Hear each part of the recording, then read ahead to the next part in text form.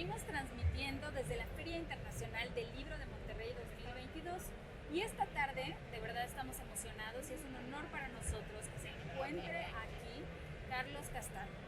Es escritor, profesor, crítico literario español que ha publicado cuento, novela, que fue acreedor al premio NH Vargas Llosa y bueno, sus obras han sido traducidas a muchísimos idiomas. Entonces somos afortunados porque podemos leer casi todo Carlos Castán en esta... Sí, prácticamente está allí todo lo que sería producción cuentística. Todos los cuentos que yo he editado en diferentes editoriales a lo largo de algunos años, más este otro texto que estaría a caballo entre el relato largo y la novela corta. Pero vamos, está todo ahí de cuentos, que es el género que yo más quiero y más he cultivado, ¿no? Luego aparte tengo una novela, que esa no está incluida, pero sí todos los cuentos. Hace poco tuvimos el honor de que en Librerías El Sótano participaras con nosotros impartiendo un taller. Me gustaría que nos contaras acerca de esa experiencia, de este viaje a México, que ha sido un viaje que comenzó hace tiempo ya, ¿no? Sí, a ver, la experiencia del Sótano, por empezar por ahí, del taller la verdad es que ha sido maravilloso, ¿no? Me ha pasado otras veces también en México y en algún otro país también de América Latina, el ver ese entusiasmo que hay en la juventud, ¿no? Y esa curiosidad por descubrir nuevos autores, por ver qué es lo que la gente tiene que decir, tiene que aportar, ¿no? Yo a veces pienso que en España la gente está un poco como de vuelta, ¿no? Como si ya lo supiera todo y generalmente cuesta encontrar ese entusiasmo y por eso aquí se agradece mucho, ¿no? Es un taller al que acudió mucha gente, me emocionó ver sobre todo la cantidad que había de gente joven, igual que me pasa cuando vengo a una feria como esta, ¿no? Estaba ahora dando una vuelta por los diferentes stands y lo que más me gusta es ver gente joven buscando un libro, preguntando por otro, en grupos o solos. Y eso es lo que más me gusta, ¿no? Ahora que tocas el tema del recorrido y de ver a la gente joven buscando su siguiente lectura, ¿cuál crees que a estas alturas sea el papel esencial de la literatura en nuestras vidas? Creo que eso es muy importante. Yo es que no concibo la vida sin la literatura, ¿no? No solo ya por mi tarea de escritor, sino estoy pensando ahora también, sobre todo como lector, ¿no? Yo no sé imaginarme cómo habría sido mi vida sin los libros. Creo que nos salvan de muchas cosas, que nos abren ventanas a muchísimos universos y que encontramos siempre en ellos la función que necesitamos. A veces nos arrancan de nosotros mismos y eso nos beneficia porque como decía antes, nos sacan a campo abierto, nos arrancan del lugar de nuestras obsesiones, de nuestro yo, de nuestra vida más cómoda y más cerrada, y otras veces hacen todo lo contrario. Te ayudan a conocerte, te ayudan a profundizar en ti mismo, en las partes más oscuras, más hondas, a través de las ficciones, de lo que les ocurre a otros personajes, en otras latitudes, quizá en otros tiempos también. Yo pienso que es algo verdaderamente esencial para conocernos y para comunicarnos los seres humanos, pero de una manera auténtica y real, ¿no? No una comunicación que sea simplemente el cómo has pasado la tarde o cuáles son tus proyectos, sino un poco nos pone en contacto con lo que tememos, con lo que verdaderamente deseamos, con lo que secretamente estamos ansiando. Y eso para mí es la literatura, ¿no? Digamos que yo voy a hacer un poquito de trampa porque yo estuve en algunas de esas sesiones del taller y escuché que la condición humana es muy importante para ti, porque yo podría hablar de los grandes temas que encontré en la lectura de tus cuentos, ¿no? La soledad, los duelos, o sea, muchísimas cosas que nos preocupan como mortales, ¿no? Sí. Háblanos de esta atención a la condición humana más allá de la trama o más allá de estas vueltas de tuerca en el lenguaje o el estilo. Sí, bueno, cuando yo hablo de condición humana, que puede sonar así como muy filosófico, muy sartreano y demás, en realidad me estoy refiriendo a algo muy sencillo, ¿no? Y es que nos une como personas, ¿no? por qué a veces al leer la biografía de alguien que ni siquiera ha vivido en mi ciudad o en mi tiempo, yo me siento identificado, ¿no? Entonces la condición humana sería ese denominador común que todos de alguna forma tenemos y que nos hermana, ¿no? Y que a veces es luminoso y a veces es también bastante oscuro. Es decir, cómo somos en realidad, qué es lo que queremos, qué es lo que nos duele, qué es lo que ocurre con nosotros, ¿no? ¿Qué pasa, ¿no? Otras, lo que me está preocupando es lo que ocurre dentro de los personajes, en la cabeza de los personajes.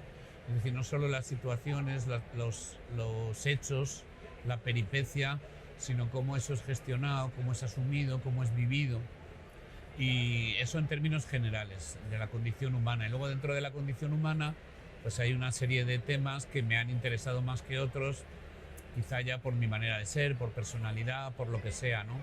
Me ha interesado mucho la inevitable soledad de los débiles, el asunto del deseo y de la imposibilidad real de alcanzar verdaderamente nuestros deseos. Entonces, en ese sentido hay también un poco de una visión a veces algo descreída también de la vida. En fin, me han ido interesando diferentes temas, pero que tienen como denominador común estas cosas que te digo, ¿no? Y también la sensación de intemperie, esa sensación también de domingo por la tarde, la sed de intensidad, es algo que me ha preocupado literariamente de una manera especial, etc.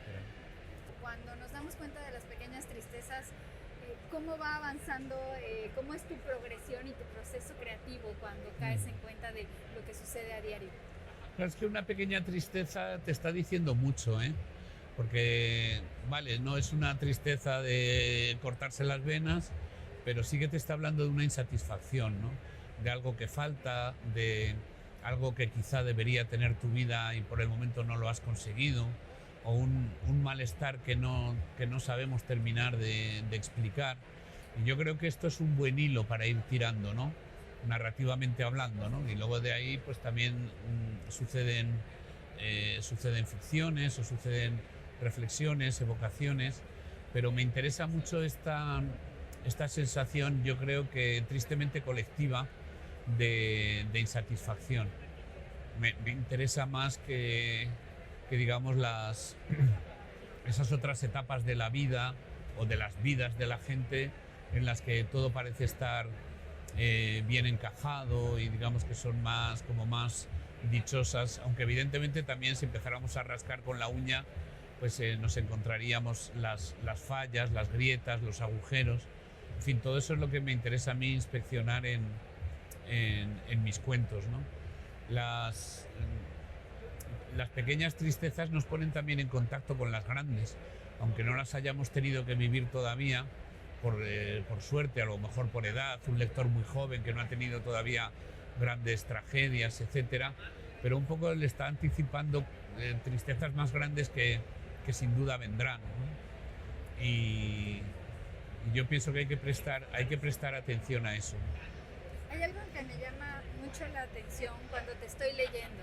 Siempre siento que hay una imagen muy clara, como que fueras muy cinematográfico, o como que hay una fotografía del momento que estás atrapando en cada cuento. ¿Podrías hablarnos de esta sensación que no... Yo sé que no te pones a pensar en quiero hacer esto, pero creo que es como un leitmotiv, si lo podemos decir así, en varias de las relaciones. Sí, me gusta mucho recrear atmósferas, ¿no? Y claro, las atmósferas no siempre son los objetos y cómo están distribuidos, etcétera, sino algo para mí más difícil de explicar, porque son los objetos, pero también cómo están siendo percibidos por el personaje, ¿no? Entonces, bueno, ahí un poco sí que me la juego, ¿no? Quiero decir, las palabras tienen esa capacidad de evocación, que tú escuchas una palabra o la lees y rápidamente acuden una serie de imágenes mentales a tu mente de forma inevitable, ¿no? Entonces yo intento apostar a que el lector va a visualizar las mismas imágenes mentales en las que yo estoy pensando cuando intento describir esa atmósfera, ¿no? Que puede ser la habitación de un enfermo, o puede ser el internado de un colegio, puede ser sencillamente una tarde de domingo en una casa de un barrio, de una barriada, ¿no? Pero por pequeños detalles y demás, ponerlo en pie, ¿no? Eso me gusta mucho de la capacidad que tiene el lenguaje de poner en pie mundos que no existen, que en realidad provienen de la nada, ¿no? Y sin embargo, pues con pequeños detalles, el lector de alguna forma, si acierto, lógicamente, si no acierto no, pero si estoy acertado, pues verá más o menos una habitación muy similar a la que yo veo, con una parecida luz, y quizá consiga también transmitirle con todo eso un estado de ánimo. ¿Cómo ha sido trabajar con Páginas de Espuma, con Juan Casamayor, en esta curaduría de un libro, la verdad, muy bonito? O sea, tiene una caja muy cómoda, una letra que se puede leer así de una manera impecable, como todos los libros que se hacen en Páginas de Espuma. Pues la verdad es que para mí, además esto no es ningún secreto, porque desde hace muchos años, antes de que sucediera, todos mis amigos saben que mi sueño era publicar mis cuentos en Páginas de Espuma, ¿no?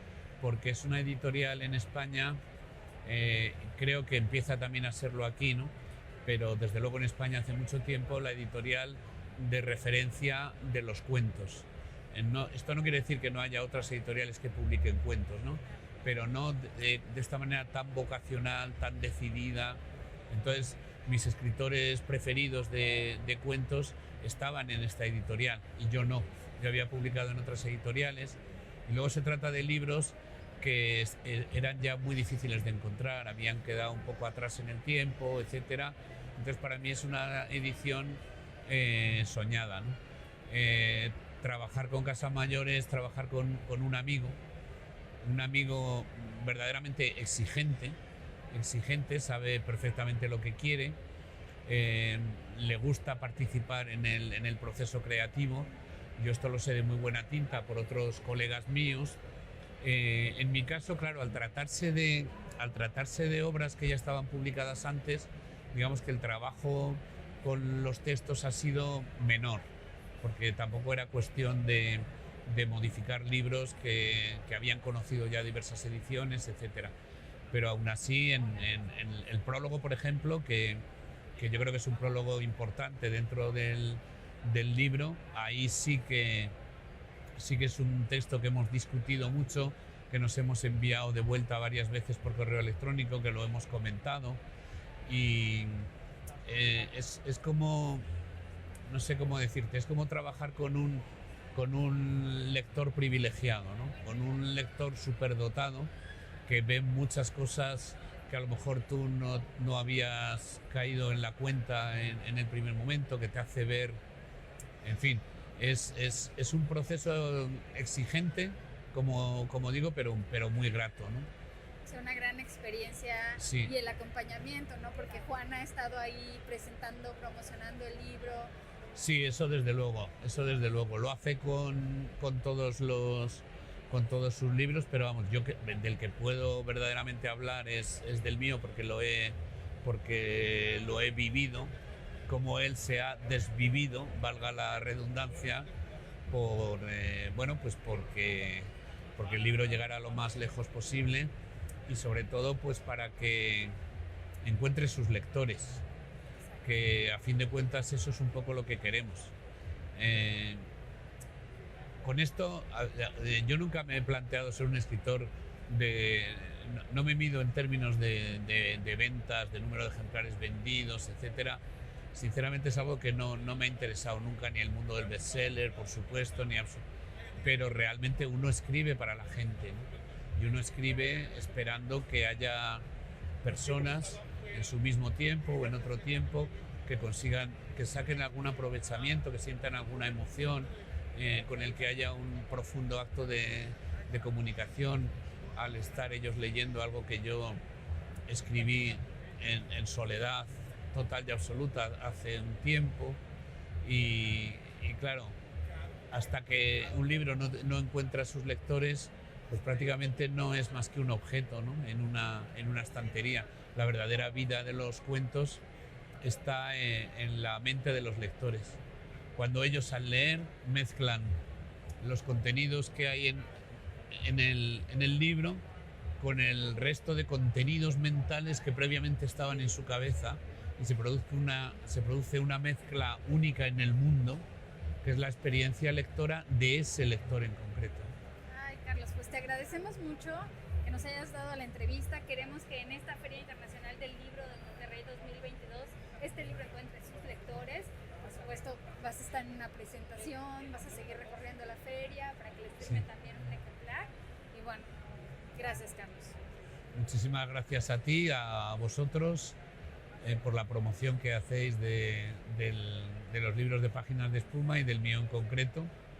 Muchísimas gracias. Gracias a quienes siguieron esta conversación, a Publishers Weekly en español y bueno, también a Librerías El Sótano, a Lantia, a Vaso Roto, a todos los